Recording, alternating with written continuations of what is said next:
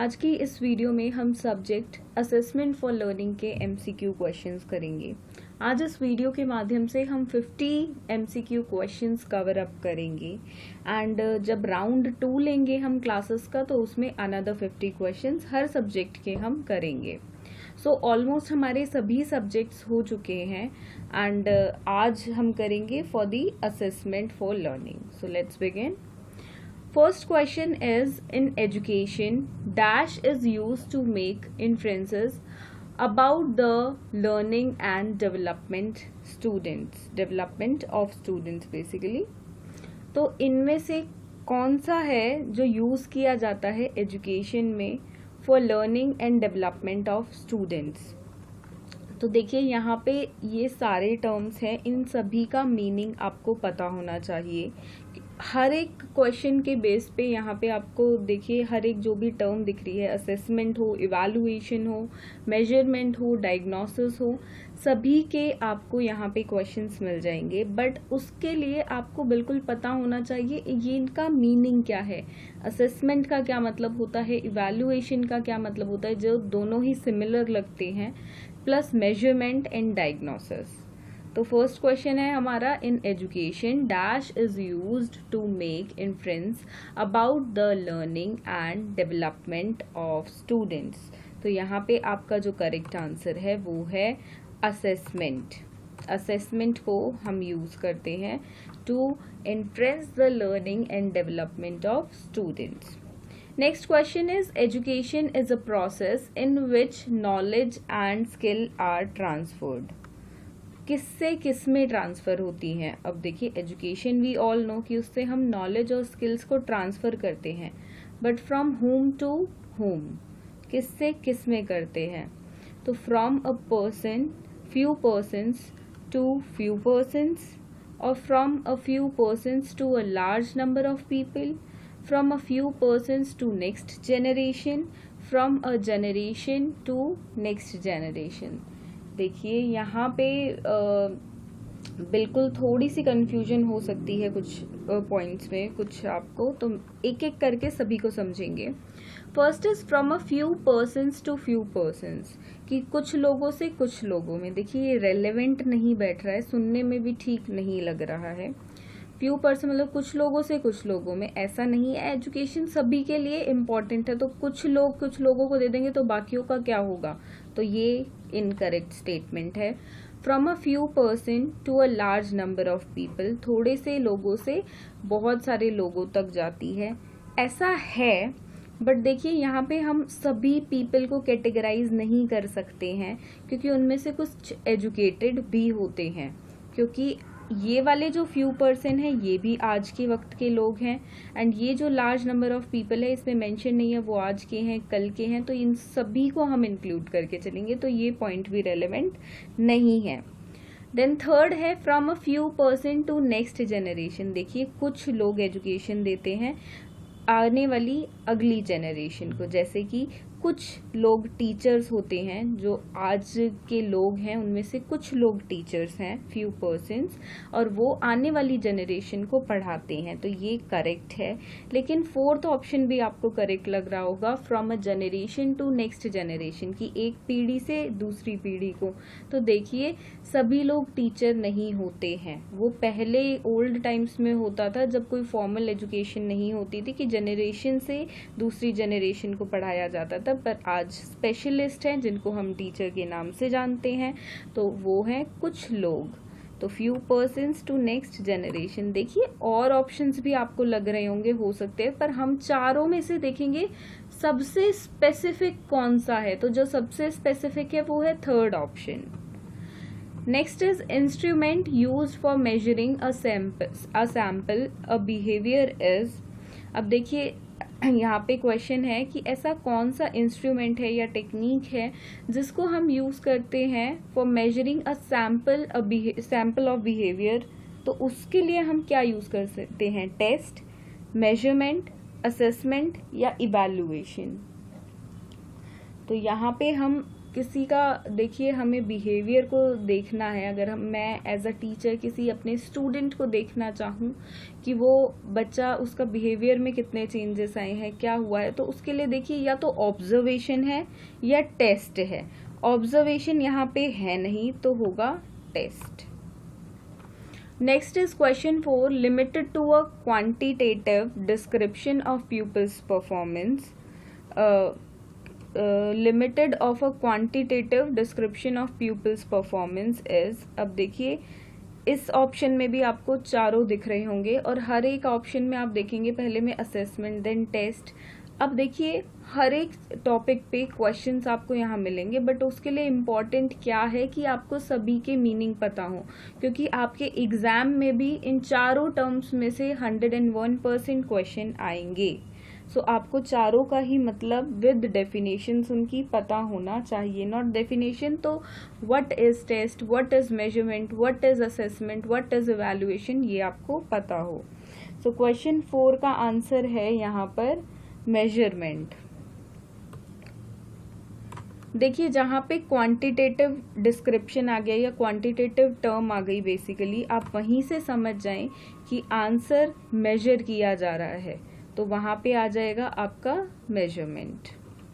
Next is question 5, evaluation that monitors learning progress is placement evaluation, formative evaluation, diagnostic evaluation और summative evaluation. देखिए CCE के under आपको सभी evaluations को समझना इम्पॉर्टेंट है, स्पेशली फॉर्मेटिव एंड समेटिव, क्योंकि इनमें से आपके एक एक क्वेश्चन ही नहीं आएंगे, नंबर ऑफ क्वेश्चंस आएंगे, और ना सिर्फ इस सब्जेक्ट में, इवन आपके अदर सब्जेक्ट्स में भी। तो यहाँ पे पूछा गया है evaluation that monitors learning progress is, कि लर्निंग जो है वो प्रोग्रेस में है, तो वो किसके थ्रू पता चलेगा, वो पता चलेगा फॉर्मेटिव इवैल्यूएशन के through. Why not summative evaluation? देखिए समेटिव इवैल्यूएशन से जब हम बच्चों को पढ़ा चुके होते हैं, प्रोग्रेस में नहीं होती है क्रिया आपकी, मतलब बच्चों को पढ़ा दिया, लाइक हाफ सिलेबस पढ़ा दिया, फिर उनका समेटिव इवैल्यूएशन होता है। तो समेटिव इवैल्यूएशन जब बच्चों के हो रहे होते हैं तो उस वक्त हम उनको और कुछ नहीं पढ़ाते हैं। लेकिन फॉर्मेटिव इवैल्यूएशन आप देखेंगे तो मॉर्निंग में स्कूल में हम बच्चों के ले लेते हैं और साथ में उनका टाइम टेबल भी चल रहा होता है और अदर टॉपिक्स भी हम पढ़ा रहे होते हैं। तो वो लर्निंग जब हमारी प्रोग्रेस में होती है, चल रही होती है, हम तभी बच्चों के फॉर्मेटिव इवैल्यूएशन, फॉर्मेटिव टेस्ट ले लेते हैं। Next is question 6, dash is the systematic process of documenting and using empirical data on the knowledge, skill, attitudes and beliefs to refine programs and improve students' learning. First is educational assessment और educational evaluation, जो कि आपका answer है। Then measurement, examinations, none of these. देखिए बच्चे ने कितना progress किया, कितनी उसको नॉलेज है, कितने स्किल्स, एटीट्यूड्स उसने लर्न किए, कितने बिलीव्स को लर्न किया, ये सब चीज़ें देखिए हमने मतलब एक तरह से जो भी बच्चे को एजुकेशन दी है वो बच्चे ने कितनी उसके अंदर गई है, नहीं गई है, वो हमें कैसे पता चलेगा? एजुकेशन के असेसमेंट से या उसकी इवैल्यूएशन से। Next is question number 7. Assessment can focus on the individual learner, the learning community, an academic program or all of the above. तो यहाँ पे जो आपका आंसर है देखिए उसमें इंडिविजुअल लर्नर्स भी होते हैं असेसमेंट में, उस मतलब लर्नर्स पे जो हमारे स्टूडेंट्स हैं उन पे भी फोकस होता है, हर एक स्टूडेंट पे। देन लर्निंग कम्युनिटी पे भी होता है, एकेडमिक प्रोग्राम पे भी होता है। तो जो करेक्ट ऑप्शन होगा वो है all the above. Next is question number 8, which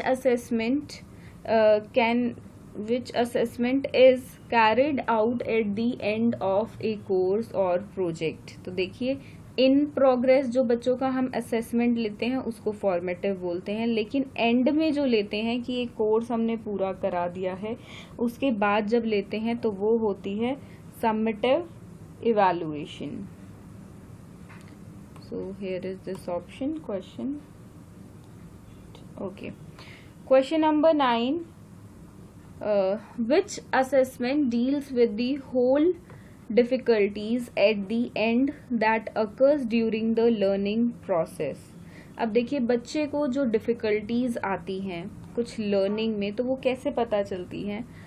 अब आपने देखा होगा हम बच्चों का जब एग्ज़ाम पेपर्स ले चुके होते हैं तो बहुत बच्चों ने कम स्कोर किया होता है, तो उसके बाद टीचर का फोकस होता है बच्चे ने जो कम स्कोर किया है, अगर वो रिपीटेड कम स्कोर कर रहा है कि पहले टेस्ट में भी किया, सेकंड वाले में भी किया, तो ऐसा क्यों हो रहा है, तो वो पता लगाने के लिए डिफ़िकल्टीज़ को हम बच्चों का करते हैं डायग्नोस्टिक असेसमेंट। और वो हमेशा एंड में होता है, इन द प्रोसेस, लर्निंग के प्रोसेस में नहीं होता है। जब बच्चा अपने टेस्ट वगैरह कर चुका होता है उसके बाद भी हम नोटिस करते हैं, क्योंकि एक दो बार में भी बच्चा इसलिए अच्छा स्कोर ना कर पाया हो कि कोई रीजंस हो पर्सनल, बट अगर वो रिपीटेड नंबर ऑफ टाइम्स हो रहा है तो we will diagnose the difficulties of the students that why this is happening, so that will be known as diagnostic evaluation. Next here is question number 10. Dash assessment is a form of questioning which has a single correct answer, जिसमें एक single correct answer होता है, तो उनको objective बोलते हैं, objective assessment, या theory assessment, subjective assessment, या नन ऑफ दीज। तो ऑब्जेक्टिव होते हैं MCQs जैसे कि हम यहाँ पर कर रहे हैं, इनमें से सबका एक ही आंसर है, सभी नहीं हो सकते हैं, मतलब चारों में से कोई एक ऑप्शन हमें चूज करना है, तो that will be our answer. तो these are objective assessment. Next is question number 11. Dash can be either formal और इनफॉर्मल। इनमें से कौन सा है जो फॉर्मल भी हो सकता है, इनफॉर्मल भी। असेसमेंट, एग्जामिनेशंस, स्कूल और इंटरव्यू। इंटरव्यू देखिए फॉर्मल हो सकता है, इनफॉर्मल नहीं हो सकता है। स्कूल फॉर्मल होता है, इनफॉर्मल नहीं हो सकता है। एग्जामिनेशंस फॉर्मल होते हैं, इनफॉर्मल नहीं हो सकते हैं आपके। लेकिन असेसमेंट जो है वो फॉर्मल भी हो सकता है और इनफॉर्मल भी हो सकता है। देखिए यहाँ पे एग्जामिनेशंस फॉर्मल जो होते हैं वो सिर्फ स्कूल इंस्टीट्यूट्स में लिए जा सकते हैं, जैसे कि CBSE लेता है एग्जामिनेशंस, या आप बोल सकते हैं हायर लेवल पे SSC, रेलवेज, ये सब होते हैं जिनके एग्ज़ाम्स। बट आपकी जो असेसमेंट है वो फॉर्मल भी हो सकता है, इनफॉर्मल भी। ज़रूरी नहीं है हमेशा, लाइक छोटे छोटे क्लास टेस्ट की भी बात करें तो वो असेसमेंट में आ जाते हैं, वो फॉर्मल भी हो सकते हैं या इनफॉर्मल भी। Next is question number 12. Why assessment is important? To find out what the students know, to find out what the students can do and how well they can do it, to find out how students go about the task of their work, and last option is all of them. देखिए ये सभी हम assessment के ज़रिए पता लगाते हैं, तो इसलिए ये सभी इम्पॉर्टेंट हैं, and your answer will be all of them. Next is question number 13. Dash is the act of looking at something carefully, especially to see if there is anything wrong or to find out the cause of the problem. First is examination, then schooling, teaching, or none of them. तो देखिए examination से हम ये पता लगा सकते हैं। So examination is the act of looking at something carefully, especially to see if there is anything wrong or to find out the cause of the problem. Next is, which of the following is not a tool of evaluation? Observation, interview, rating scale या report card। तो जो आपका answer होगा वो होगा report card. देखिए rating scale नहीं, यहाँ पे स्किल नहीं स्केल होना था, तो यहाँ पे ऑप्शन में थोड़ी सी मिस्टेक हो गई है, तो आप इसको एज अ स्केल लेकर चले। ऑब्जर्वेशन, इंटरव्यू, रेटिंग स्केल या रिपोर्ट कार्ड। तो रिपोर्ट कार्ड से नहीं पता लगाते हैं। रिपोर्ट कार्ड इवैल्यूएशन में क्या आया वो एक सिर्फ माध्यम है जिससे देखिए हम इवैल्यूएशन को क्या नतीजा आया उसको क्योर करके रख सकते हैं। As a data report card को हम मानते हैं, ना कि वो एक टूल है जिससे हम बच्चों का मूल्यांकन करते हैं, पर मूल्यांकन के रिजल्ट्स को हम रिपोर्ट कार्ड में मेंशन करते हैं। Next is an assessment is dash if it consistently achieves the same or similar students. Valid, invalid, reliable और unreliable. तो जो आपका आंसर है वो है reliable. An assessment is reliable if it consistently achieves the same or similar students. Next is teacher behavior ought to. Teacher का behaviour कैसा होना चाहिए? एडमिनिस्ट्रेटिव, इंस्ट्रक्टिव, आइडियलिस्टिक या डायरेक्टिव? तो तीनों ही यहाँ पे नहीं होने चाहिए, नेगेटिव है. देखिए फर्स्ट एडमिनिस्ट्रेटिव नहीं होना चाहिए क्योंकि एडमिनिस्ट्रेशन डिपार्टमेंट स्कूल में अलग से होता है. इंस्ट्रक्टिव नहीं होना चाहिए, स्पेशली देखिए स्टूडेंट्स के साथ कैसा होना चाहिए, पर्टिकुलरली एडमिनिस्ट्रेटिव नहीं होना चाहिए.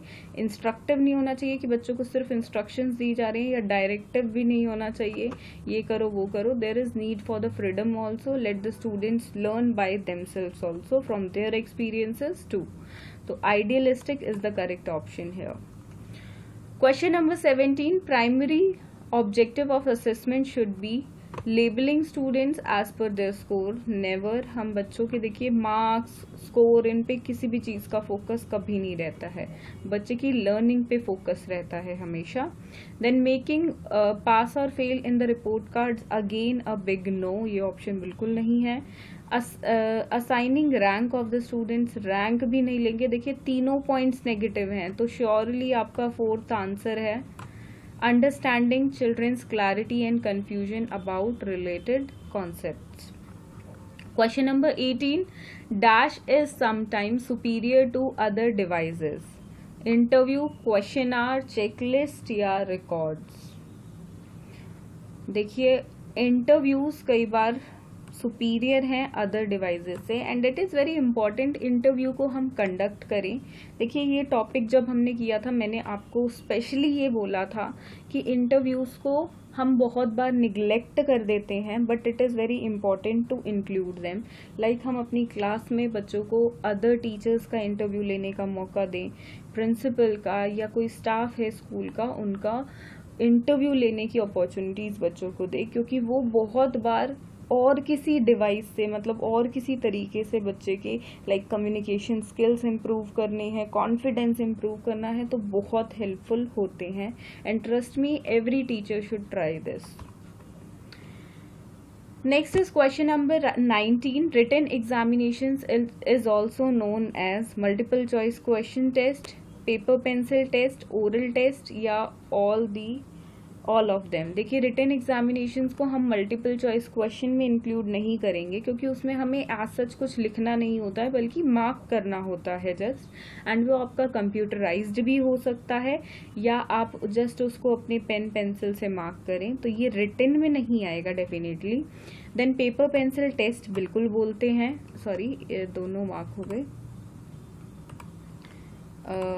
पेपर पेंसिल टेस्ट हम इसको बोलेंगे, मल्टीपल चॉइस क्वेश्चंस नहीं. ओरल टेस्ट नहीं, ओरल टेस्ट रिटन में कैसे आ जाएगा, रिटन और ओरल बिल्कुल एक दूसरे से विपरीत हैं. ऑल ऑफ देम बिल्कुल नहीं होगा. Next is question number 20. What is the full form of NCF 2005. देखिए एज अ टीचर आप इसको बिल्कुल रट लें NCF की फुल फॉर्म, बिकॉज ये एक ही सब्जेक्ट से आपके लिमिटेड नहीं है, नंबर ऑफ सब्जेक्ट्स में ये क्वेश्चन पूछा जा सकता है. एंड ऐसे क्वेश्चंस आएंगे आपके फुल फॉर्म वाले. सो NCERT, NCF, ये जो आपकी टर्म्स हैं, CBSE, इन सब की बिल्कुल आपको फुल फॉर्म पता होनी चाहिए. तो national curriculum framework. Next is what is rating scale. Rating scale क्या है? The term applied to expression of options और judgement regarding some situations, object or character. Rating scale is a device by which judgment can be quantified. It is a systematic compilation is in questions that are submitted to the pupils from whom information is desired, both 1 and 2 or none of them. So option 1 is your correct here, rating scale. देखिए rating scale की already video uploaded है channel पे, so you can watch that कि written examinations कैसे होते हैं and ये सब आपके प्रॉपरली देखिए, जो आपका इवैल्यूएशन का टॉपिक है उसके अंडर ही आपको मिल जाएगा। Next is question number 22. What is the process by which educators evaluate the performance of the pupils in exams of the standard particular scales, which is based on the points entirely and consists of the grades like A to F or ranging like 1 to 10. Generally letters and numbers are used to describe and grades of scholars. तो क्या इनमें से use होता है? काफ़ी देखिए पूरी definition है एक चीज़ की एंड 1 से 10 तक की स्केलिंग हो, चाहे वो लेटर्स में हो या नंबर्स में हो, तो ये ग्रेडिंग के अंदर आता है, बच्चे को ग्रेड करना। वेरी इजी क्वेश्चन, बस पढ़ने में टाइम लगा है बट इतना डिस्क्रिप्टिव हमें मिल जाता है क्वेश्चन में, तो आंसर को ढूंढना बहुत आसान हो जाता है। Next is question number 23. N- examination system is a computer based test exam. Offline, MCQs, online, none of them. Online जो इस बार आप सभी को देना है, ऑनलाइन एग्जामिनेशंस को कंप्यूटर बेस्ड टेस्ट एग्जाम्स या सिस्टम भी हम बोलते हैं। Next is question number 24. Dash is the process of looking at oneself in order to assess aspects that are important in one's identity. Online examination, self-assessment, registration, subjective test. Self-assessment से हम खुद का भी मूल्यांकन कर सकते हैं, अपनी आइडेंटिटी को देख सकते हैं। Next is question number 25. ICT stands for Information and Communication Technology.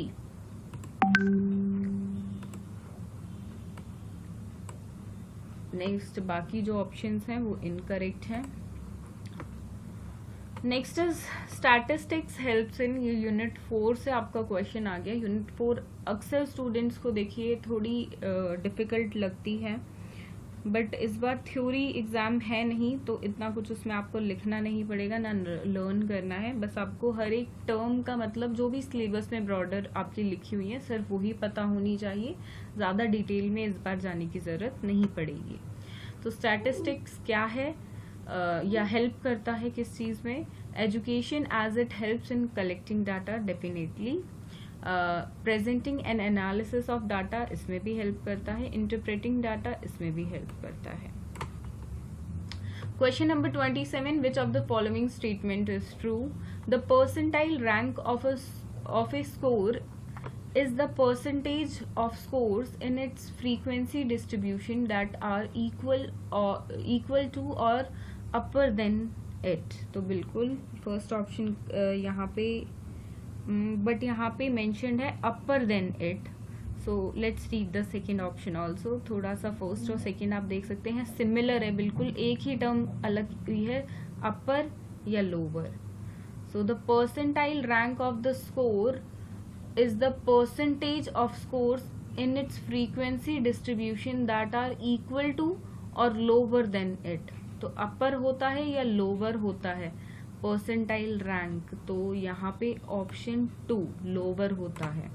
देखिए ऐसे क्वेश्चंस में अक्सर कंफ्यूजन हो जाता है, एंड देखिए मेरे को भी पहले लगा कि फर्स्ट ऑप्शन है, बिकॉज जहाँ तक डेफिनेशन को समझ पा रहे थे, then when I look forward to option 2, then I found कि यहाँ पे एक ही टर्म की गड़बड़ है, and then I have to recollect that upper is the correct here और lower, then I have marked the option. तो ऐसे 2 सिमिलर बिल्कुल आपको मिलेंगे, तो जल्दबाजी करके भागना नहीं है कि बिना अदर ऑप्शंस को रीड किए हमने मार्क कर दिया है, that can be like disasters for you. So both 1 and 2, none of these, so option second यहाँ पे करेक्ट है। Now coming to question number 28.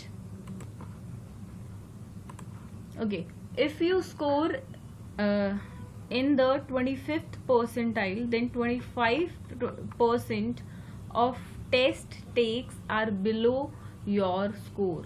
The 25 is called the 25 marks, fail, just passed, percentile rank.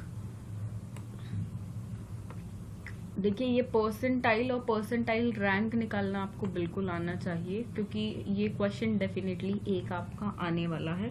तो यहाँ पे तो easy था, क्योंकि जो परसेंटाइल होता है लाइक 25th परसेंटाइल है, 25% एस्टेक्स है, तो यहाँ पे 25th ही आपका परसेंटाइल रैंक होना था। बट ये निकालना आपको डेफिनेटली आना चाहिए, एक क्वेश्चन आपका आएगा ही आएगा, उससे ज़्यादा भी आ सकते हैं।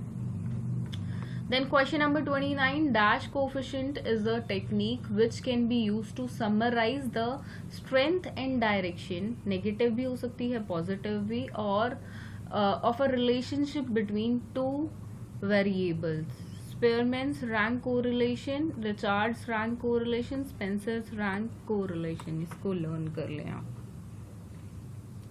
Okay, next is question number 30.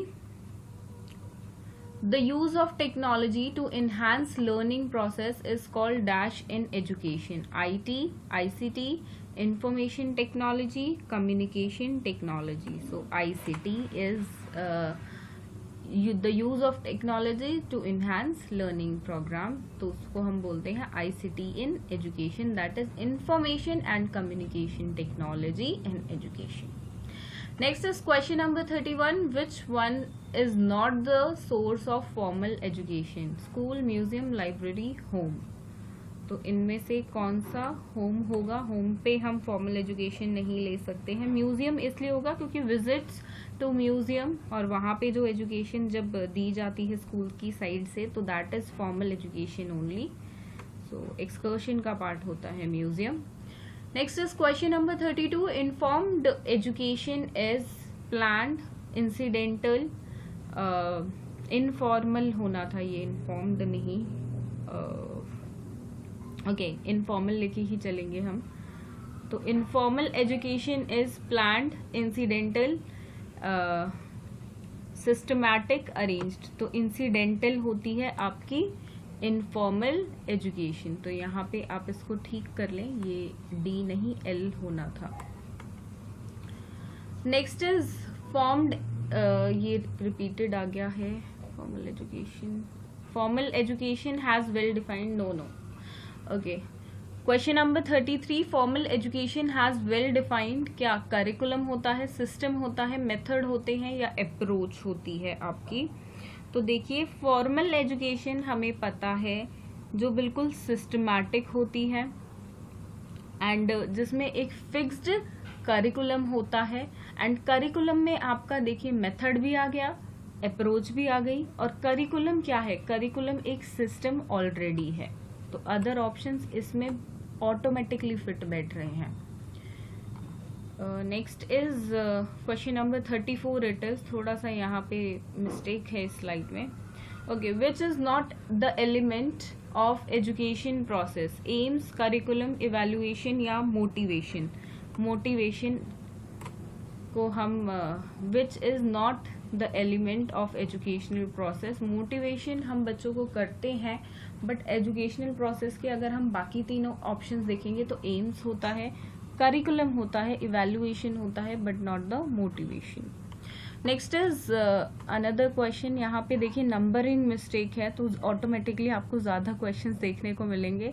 33, 34, now we are doing 35, but the questioning mistakes यहाँ पे थोड़े से नंबर ऑफ क्वेश्चंस की है, but it's okay.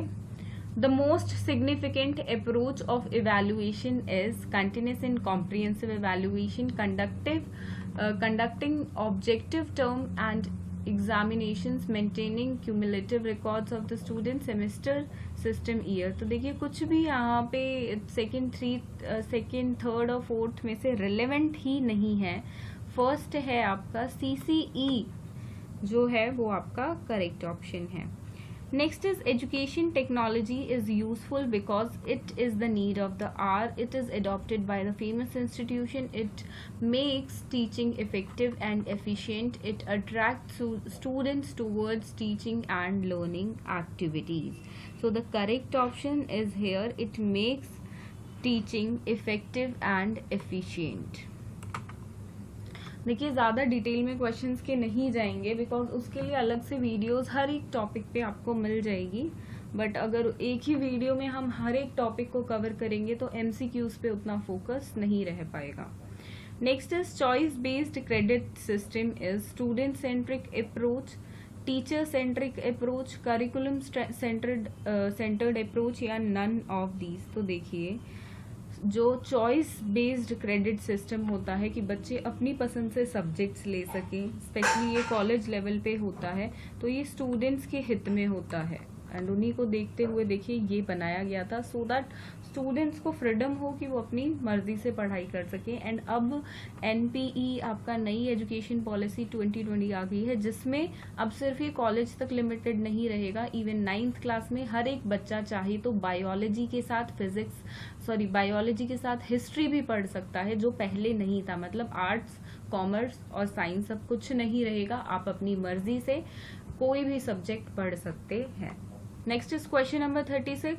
Open book exams allows you to take notes, text or resources materials into the exam situation. बिल्कुल. To open books and cheat from the book. Cheat word यहाँ पे गलत है. Both 1 and 2 नहीं हो सकते हैं, none of them भी नहीं हो सकता है. ओपन बुक टेस्ट का मतलब होता है आप बुक्स को अपने एग्जामिनेशन हॉल में ले जा सकते हो और उससे आप रिसोर्स मटेरियल को यूज कर सकते हो. वहां से नोट्स, टेक्स्ट आपको देखकर लिख सकते हो. बट वहां पे टेस्ट होता है आपकी इंटेलिजेंस, आप कैसे प्रेजेंट करते हैं, फ्रेम करते हैं, कौन सा मटीरियल चूज करते हैं, that depends. Next is question number 37. Dash is a measure used in statistics indicating the value below which is a given percentage of observations in a group of observations false.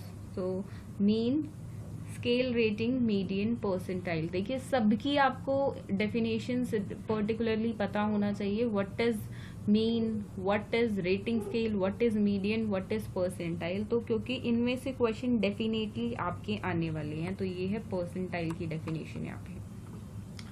Question next is the educational statistics includes the following statistical tool. Collection of data, organisation of data, presentation of data या all of them. सब कुछ include होता है. Okay, next question is the process of collecting, organizing, presenting, analyzing and interpreting the data is termed as presentation, statistics, data analysis या none of them. तो statistics is the correct option. उसमें collection है, organization है, presenting है, analyzing है, interpretation है, data का सब कुछ है. इसलिए आपको डेफिनेशंस करना इम्पॉर्टेंट है, क्योंकि देखिए ऐसे क्वेश्चंस डेफिनेटली आपके आने वाले हैं. Next is okay. In a continuous comprehensive evaluation, the phase comprehensive evaluation indicated. देखिए ये वाला जो क्वेश्चन है ये आपका पहले टेट में भी आया हुआ है. इवेल्युएशन के देखिए जितने भी क्वेश्चंस हैं वो आपको टेट में मिल जाएंगे, सीटेट वगैरह में काफ़ी सारे टेट्स में आपके आए हुए हैं. तो वहाँ से प्रैक्टिस कर ले, क्योंकि कुछ टॉपिक्स हैं जैसे कि असेसमेंट, इवेल्युएशन, उनके क्वेश्चंस आपको ईजिली नंबर ऑफ प्लेसेस से मिल जाएंगे. बट बाकी टॉपिक्स के क्वेश्चन कहीं पे नहीं है, तो वहाँ पे आपको डिटेल स्टडी करनी होगी, बिकॉज क्वेश्चन किसी भी टाइप से फ्रेम हो सकता है. So first is evaluation of whole syllabus, then evaluation of all subjects, evaluation of cognitive domain, psychomotor domain and affective domain, then only evaluation of cognitive domain. So आपका जो correct option है वो है, देखिए cognitive domain भी होता है, psychomotor भी होता है, इफेक्टिव भी होता है, तो ये आपका करेक्ट ऑप्शन है. Next is a teacher collects and reads the work of the class, then plans and adjust the next lesson to meet students needs he she is doing.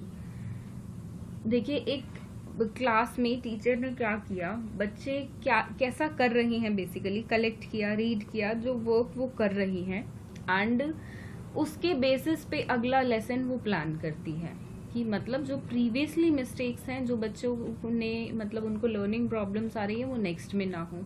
तो ये क्या दर्शाता है? Assessment of learning, assessment as learning, assessment for learning या assessment at learning. देखिए assessment of learning कुछ होता है, मान लिया assessment as learning, assessment at learning, ये ग्रामेटिकली कुछ नहीं होता है, तो सेकंड और फोर्थ ऑप्शन आपका हो ही नहीं सकता है। और हमारे सब्जेक्ट का नाम क्या है, हमारे सब्जेक्ट का नाम है असेसमेंट फॉर लर्निंग। असेसमेंट किया जा रहा है ये देखने के लिए कि कितनी लर्निंग हुई है, लर्निंग को देखने के लिए असेसमेंट किया जा रहा है, यही आपका आंसर है। Next is question number 42, assessment for learning is what, क्या करता है, fosters motivation, is done for the purpose of segregation and ranking, emphasizes the overall importance of grades, is an exclusive and per assessment activities। ये option में थोड़ी सी mistake है।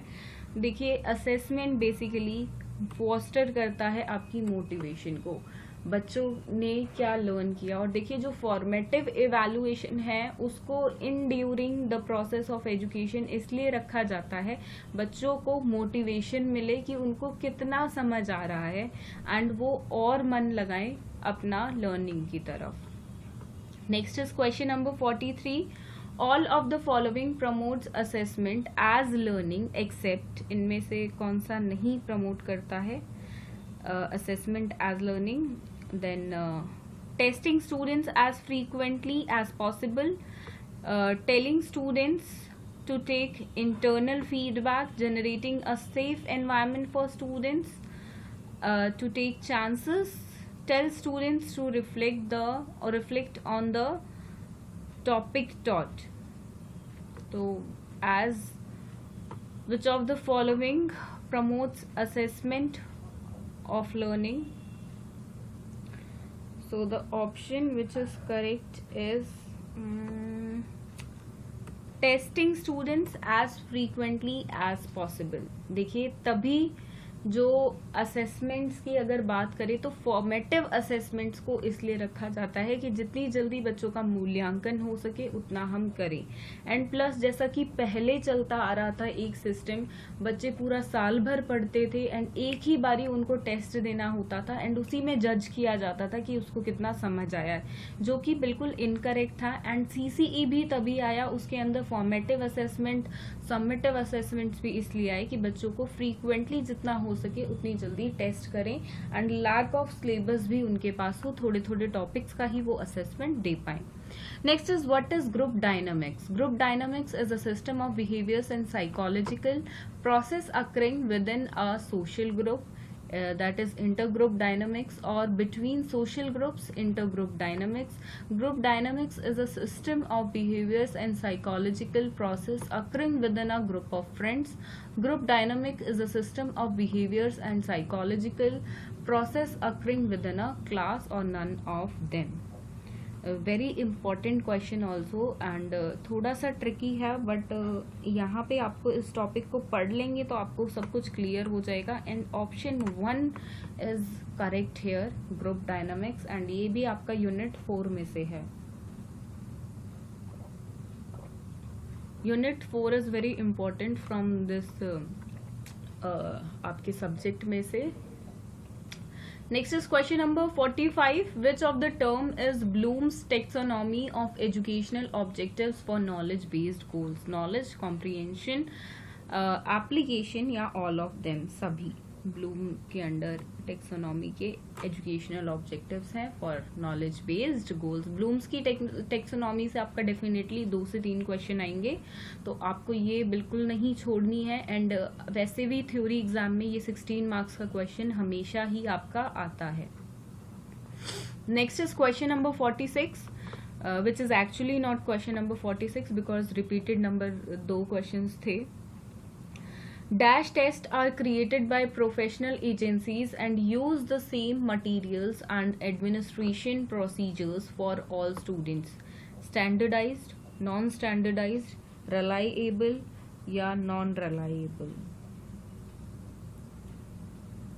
So standardized test जो होते हैं वो professional agencies create करती हैं, यूज करते हैं उसमें कुछ मटेरियल्स एंड एडमिनिस्ट्रेशन प्रोसीजर्स के लिए यूज होता है। तो स्टैंडर्डाइज्ड टेस्ट है यहाँ पे आपका।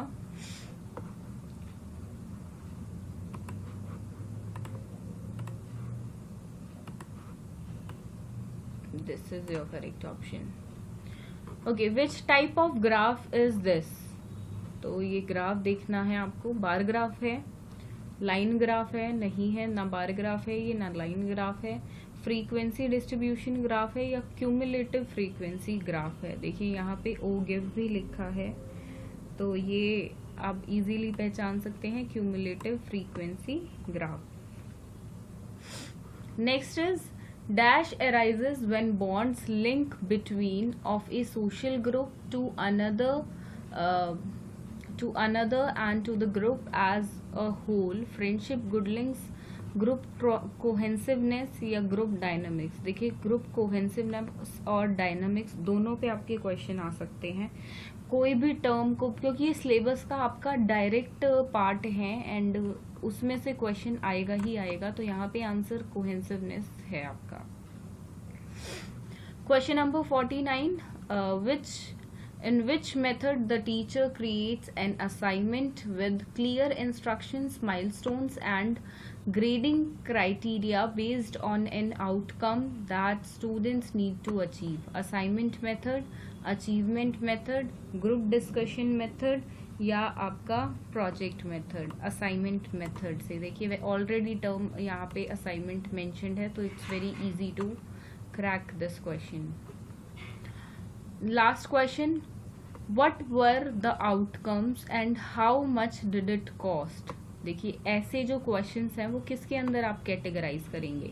स्टैंडर्ड टेस्ट के अंदर, क्वालिटेटिव मेथड या क्वांटिटेटिव मेथड या अचीवमेंट मेथड. तो what were the outcomes, how much did it cost? यहाँ पे what were, हाउ मच दोनों से क्वांटिटी पता चल रही है, तो ये है क्वांटिटेटिव मेथड. तो हमने 50 क्वेश्चन से ज़्यादा क्वेश्चंस देखिए यहाँ पे करे हैं. So this is very important for your exams. सभी टॉपिक्स को आप कवर करें and trust me this subject is easy. Not even the unit 4 is difficult, बस उसमें थोड़ी सी आपको मेहनत ज़्यादा करनी है, बिकॉज जो कॉमर्स के स्टूडेंट्स हैं उनके लिए तो ईजी ही है वो भी. But if you are from other streams and you are doing BEd and you have this particular subject, then आपको यूनिट 4 में डेफिनेटली मेहनत करनी पड़ेगी. थोड़ी सी तबीयत ठीक नहीं थी आज, तो वीडियो लेट अपलोड हो रही है. एंड आगे इंक्लूसिव एजुकेशन की जो आपका सब्जेक्ट है एक और बीएड का, वो भी हम इंक्लूड करेंगे नेक्स्ट वीडियो में. तो इसके बाद आपकी health education and peace education, work experience, काफ़ी सारे सब्जेक्ट्स हैं जो चॉइस में भी हैं अदर यूनिवर्सिटीज़ में, तो उनकी स्पेसिफिकली वीडियोस बन जाएंगी. तो उसमें थोड़ा सा टाइम लगेगा and I will make sure जितनी प्रैक्टिस हो पाए एमसीक्यूज की उतनी वीडियो के माध्यम से आप सभी को करा दी जाए. So all the best for your examinations and start learning. And हर एक टॉपिक की भी स्टडी कर ले, प्लेलिस्ट में आपको हर एक टॉपिक मिल जाएगा. Thank you.